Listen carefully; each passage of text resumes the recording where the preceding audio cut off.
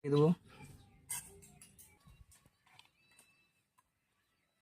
কড়াই গরম হয়ে গেছে, আমার সরষের তেল দিয়ে দেবো।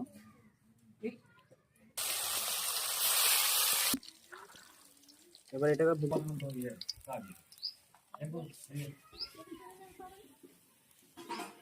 এবং কাঁচা লঙ্কা পেস্ট করে নিয়েছি, এটা দিয়ে দেবো।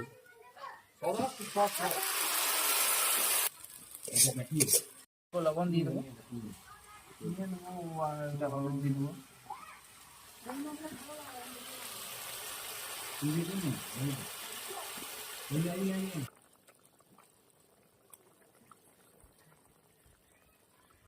কালারটা দেখুন বন্ধুরা, কি সুন্দর হয়েছে।